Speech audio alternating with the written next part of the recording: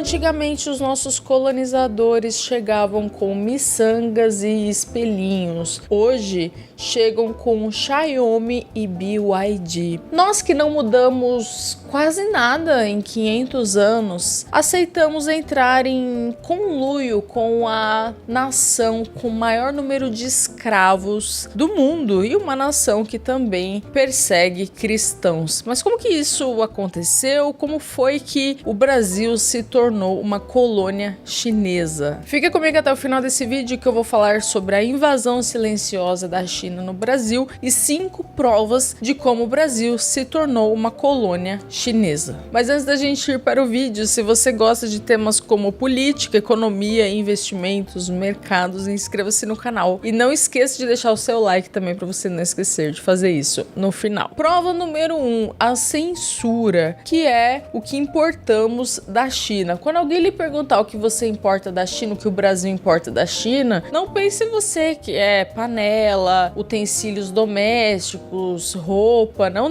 A coisa mais importante que a gente importa da China é a censura. Mas eu sei que num país que é o suco de tigrinho, funk e OnlyFans, ninguém tá muito preocupado com a liberdade, né? Ninguém se importa muito com isso. E essa é uma semelhança do governo chinês com o governo brasileiro. Porque da mesma forma como você não pode falar mal de certas instituições no Brasil, inclusive eu tenho que tomar cuidado com algumas coisas que eu falo aqui publicamente, você também não pode falar mal do Partido Comunista Chinês. Tanto é que existem vários casos de empresários que desaparecem na China. Por quê? Porque o governo acaba perseguindo essas pessoas. Ou quem sabe até ameaçando de alguma forma do tipo, se você não falar bem, a gente vai te prender ou a gente vai fazer alguma coisa. É por isso, gente, que eu nunca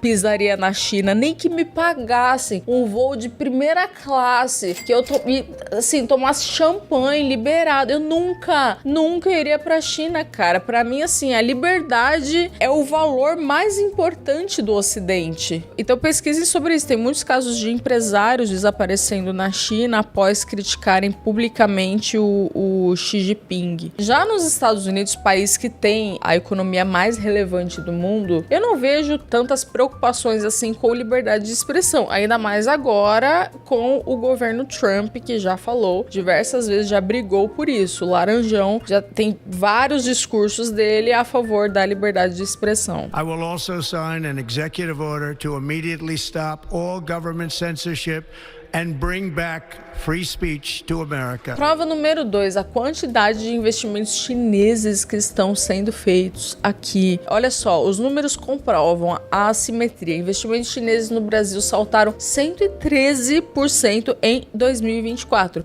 chegando a 4,18 bilhões. No prédio da Guardian, em São Paulo, na unidade de São Paulo, porque eu tenho um escritório de investimentos no exterior, investimentos no maior mercado de capitais do mundo, que é Estados Unidos. Aliás, se você tem mais de $100 mil, preencha esse QR Code para ser atendido por nós e agendar uma reunião. Prédio aqui do escritório, a gente tem muito chinês, muito chinês. E o que eu acho mais curioso é que nessas horas não tem papinho de soberania, né? Soberania, esses comunas, esses esquerdistas, eles só usam a cartada da soberania quando é contra os Estados Unidos. Quando é a China entrando forte no Brasil, não tem conversinha de soberania.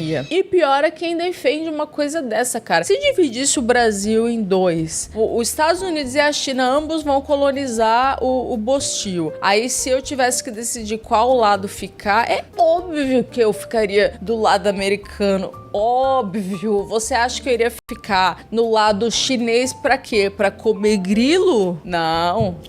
Nem pensar. Prova número 3, a presença chinesa em bancos. Olha só, como a China, isso é notícia desse ano, tá? Como a China quer controlar pagamentos no Brasil com a UnionPay. A UnionPay, maior operadora de cartões da China, iniciou a operação no Brasil por meio de parceria com a fintech brasileira Left. Nossa, olha o nome do negócio, Left. Já esquerdou só no nome, né? A empresa será responsável pela emissão dos cartões e integração da bandeira chinesa chinesa com bancos, maquininhas e sistemas de pagamento. Isso significa que quem usar isso aqui automaticamente terá os seus dados compartilhados com a ditadura chinesa. E essas notícias da China estão chegando no Brasil hoje porque o Lula está muito alinhado com a China, o que é um erro gravíssimo, é um erro grave do Lula desprezar a relação com os Estados Unidos, achando que poderá substituir as exportações brasileiras para a China. Porque a China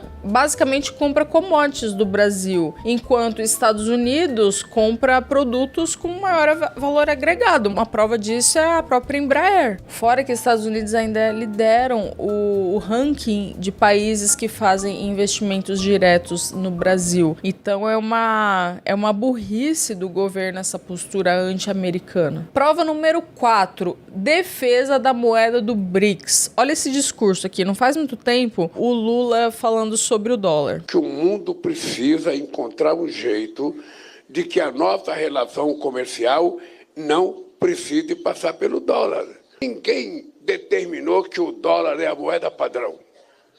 Em que fórum foi determinado? Mas não precisa de um fórum para ser determinado. O dólar é a moeda padrão porque o dólar é a moeda que as pessoas mais confiam, que o mundo confia, apesar de todos os seus problemas, apesar de todas as cagadas do Fed. Ainda assim, é a moeda estatal mais confiável, porque o Fed pode fazer besteira, mas os outros bancos centrais ao redor do mundo fazem muito mais. BRICS was set up to degenerate our dollar and take our dollar as the standard, take it off as the standard. And that's okay if they want to play that game, but I can play that game too. So anybody that's in BRICS is getting a 10% charge. BRICS is not, in my opinion, not a serious threat. But what they're trying to do is destroy the dollar. Aqui é o Trump falando, né, que eles estão tentando destruir o dólar. Porque, de fato, essa postura é anti-americana e aquelas ideias malucas de moeda entre os países do BRICS e a gente não tem que usar dólar, o que estrategicamente não faz sentido, porque o dólar é responsável por quase metade das transações globais. Não querer usar dólar significa um isolamento político e estratégico. Aliás, muito cuidado com esses papinhos esquerdistas aí de fim do dólar. Não é de agora que capa de revista esquerdista fica falando em fim do dólar e até hoje tem gente repetindo esse discurso esquerdista de fim do dólar. O dólar ainda é a moeda global e principalmente se você tem todo o seu dinheiro no Brasil, em real brasileiro, você está correndo um risco absurdo, risco político, risco jurídico, risco de conversibilidade, risco de controle de capitais. Eu tenho um escritório de investimentos onde eu faço a gestão em dólar nos Estados Unidos. Eu também tenho uma mentoria, caso você queira aprender como fazer por conta própria. Eu vou deixar no primeiro comentário fixado aqui o formulário de aplicação para minha mentoria, é só você preencher e entrar em contato com a Bárbara. Mas entenda, não caio nessas conversinhas aí de fim do dólar. O dólar ainda é a moeda mais importante do mundo. Eu gravei um vídeo com o Heraldo uma vez aqui falando sobre esse suposto fim da hegemonia do dólar. Eu vou deixar aqui para vocês assistirem. E o Heraldo, ele fala uma coisa muito curiosa que é o seguinte: a nossa geração, a gente tende a achar que a gente vai ver tudo acontecer na nossa vida. Então a gente estuda lá do fim dos impérios, o fim do Império Romano, o fim do Império não sei o que, né? E a gente acha que nós iremos ver o fim do Império Americano. Mas enquanto existir uma demanda pelo dólar, enquanto existir um colateral de dívidas de países e empresas em dólar, essa estrutura está montada. As coisas não mudam assim da noite pro dia. E muito me impressiona a autoestima do governo em achar que pode concorrer com o dólar. Prova número 5, a invasão chinesa na cadeia produtiva do agro brasileiro. Olha só isso daqui, ó. Uma das maiores tradings de grãos atualmente no Brasil é a COFCO International, de controle estatal chinês. A lista de investimentos em empresas brasileiras por companhias chinesas nos últimos anos é extensa. Detalhe, não é só exatamente na parte de commodities em si, no trading de commodities, mas a China também está investindo em logística e portos brasileiros para escoar a produção do agro. Olha isso, gente, no setor de logística, um dos maiores destaques ocorreu em 2022, quando a COFCO arrematou a concessão por 25 anos do terminal STS-11 no Porto de Santos. Recentemente, a gigante chinesa adquiriu 25 locomotivas e 979 vagões para fazer o transporte de até 4 milhões de toneladas de soja, milho e açúcar por ano para o terminal no Porto de Santos. Vocês trocam a liberdade por coisas muito baratas. Eu não aguento ver gente defendendo a China. Ai, mas que lindos prédios da China.